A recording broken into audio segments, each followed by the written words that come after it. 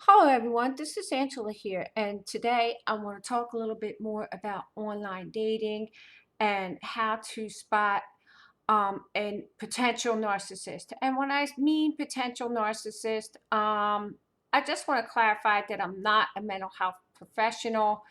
When I speak of narcissism on this channel, I'm merely giving a personal opinion and not a professional opinion about people in my life that have high degrees of narcissistic traits to where my relationships with these people have pretty much have not been good.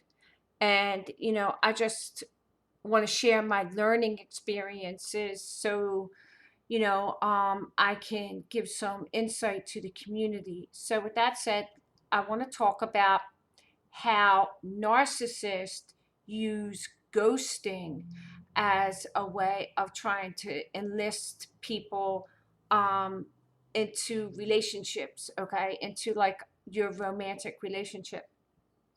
So, with that said, I want to talk about a recent experience that I had online.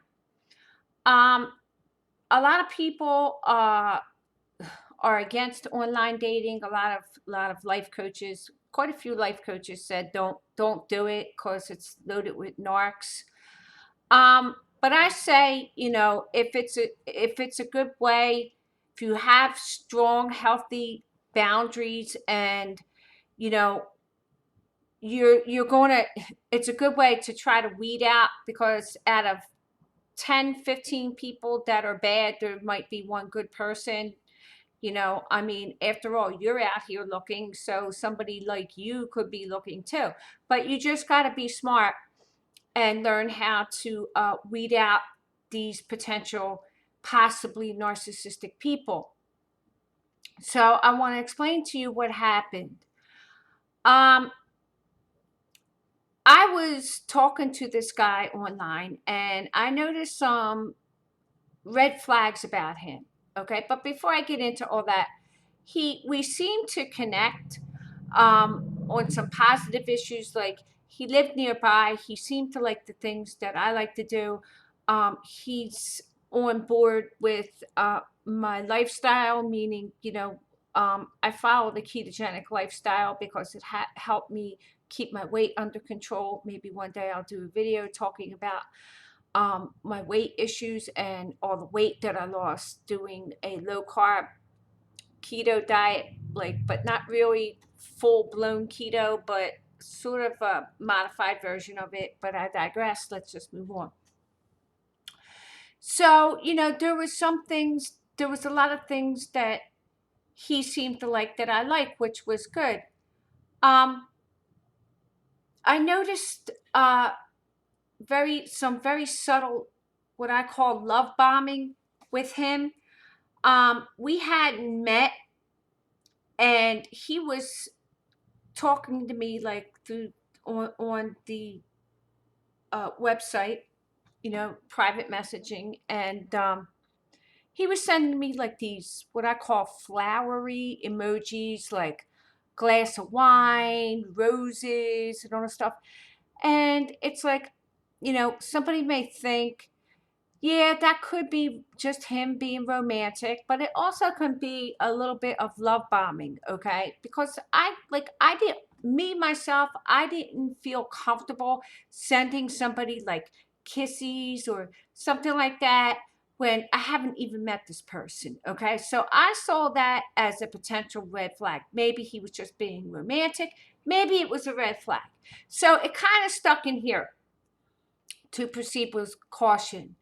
So then I noticed that there were times, like after we decided to take it to the level and exchange phone numbers, that there were times when we would be talking on the phone and he had to hang up right away. Okay, something like interrupted. Either he said that he had to go to bed early, it was time to go to bed, or the one time he's like, "Oh, I gotta go. My daughter's in the emergency room, and I she has appendicitis. Oh, and I gotta go." Then about 10 minutes later, he would call me right back. And I'm like, "Well, is your daughter okay?" And he's like, "Oh, yeah, she's fine." Like, it was nothing. And I'm like, "What?" So that kind of was like not cool. So then he turned around and we start talking, and he's like, whenever you want to meet, I want to meet. He goes, I could come pick you up at your house if you want, and we can go out. And I was just like, I don't feel comfortable with this arrangement. I felt that everything was kind of pushed, and it's like, okay, at some point maybe we could get together. You could come to my house, or I could come to your house, or whatever, or whichever. I don't know. But I didn't feel comfortable with that, so fast. Okay. So he was moving rather fast, and I started to get really suspicious. Um, he said, oh, he goes, you know what? I would love to take you to dinner. And I said, well, I prefer to kind of keep it light and maybe go for coffee. But if you insist on having a meal, okay, we'll go out to dinner. Um, so he's like, well, you pick the place. Well, of course I'm going to pick a place that's near where I live, because since he insisted that I pick it.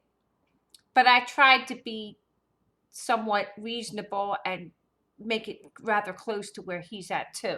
So I picked some place kind of in the middle. So we made arrangements to go to this restaurant. Okay, I didn't make any reservations or anything, but we made a date to meet at this restaurant on a Saturday.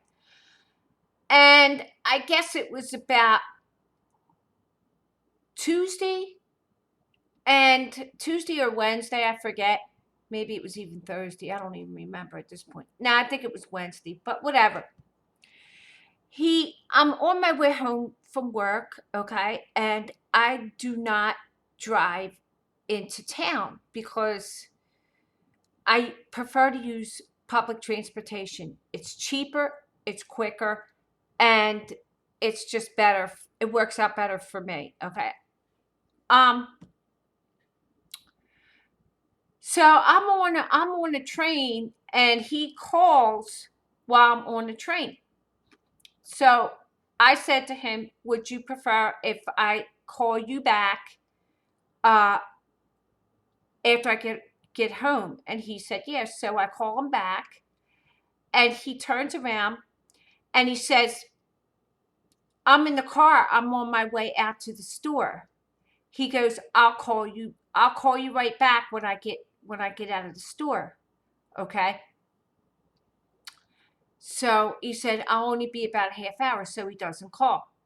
Totally ghosts me. All night, totally ghosts me into the next day. Okay. I didn't text him back to say, how come you didn't call me back or whatever. I just waited to see when he would surface again. So he surfaced again the next day, and I want to share this very short text message communication. And I'm going to prove to a point on how these people, they turn around and they use ghosting as a form of enlisting you. And he says, good morning. Sorry I couldn't get back to you last night. I'm now working 6:30 a.m. until 7 p.m. Saturday and Sunday. That's why I wanted to talk to you. Can you call me later when you get in? I'm home at 4:30. Now, he tells me this without instructing me when to call him, okay, and doesn't give me an explanation as to why he didn't keep his word and call me back when he said that he was going to call me back. So, no, I didn't text him or call him back at 4:30. I waited until it was 6:30 in the evening, and I finally texted him back, and I said, hi, Bill, I got your message but was unable to respond because I was at work when you texted me this morning. I'm on my way home now. So what happened last night? Why couldn't you call me back? And then I said, the point is, I understand that things happen, but you could have at least sent me a text telling me that you were unavailable to call and that we would catch up with each other next time. It is important for me to trust that anyone who I get involved with is punctual and reliable. It takes no effort at all to shoot a quick text and explain that you can't talk because of XYZ. I don't appreciate being disrespected like that, and that's why I made you wait all day for me to reach out to you to express how I feel. Basically, I was telling him that I felt disrespected because he didn't keep his word, and that he ghosted me. Okay, yeah, that's a form of testing you, of by violating your boundaries, testing you to see what you will tolerate. So then he said, wow, no disrespect intended. I was going to suggest a meeting, maybe a coffee when I got out of work, not now. Oh, so dinner, so then dinner had changed to a coffee meeting, okay, on his terms. So he changed the the plans without consulting me first and basically ghosting me. So I said to him, and I was very polite when I said to him, I wasn't shouting at him. I very politely expressed, whether you intended to disrespect me or not, you did. My time is valuable to me, and you kept me waiting without an explanation. That's rude. Well, I'm not available for coffee anyway. I have to be in the office early tomorrow. And then he said goodbye, and I said bye-bye. And basically, that's how you know that you could be dealing with one of these individuals, because when they start testing your boundaries, okay, and not keeping their word, that's a very big red flag that you could be dealing with a narcissist. Never tolerate that. When people say that they're going to do something, okay, when you know, I can understand if he had said, I'm on my way to work, I'll try to give you a call back when I'm on my break. That would have been different. But the very beginning of this situation happened because he called me. I returned his call after I got home, as I said I would. He was on his way out to go to the store and said that he was going to call me right back, kept me waiting, which I really didn't wait that long because I was like, you know what, I'm going to bed. And then the next day, never gave me an explanation after ghosting me the way he did, and then just expected me to call him at a set time that he set for me to call him.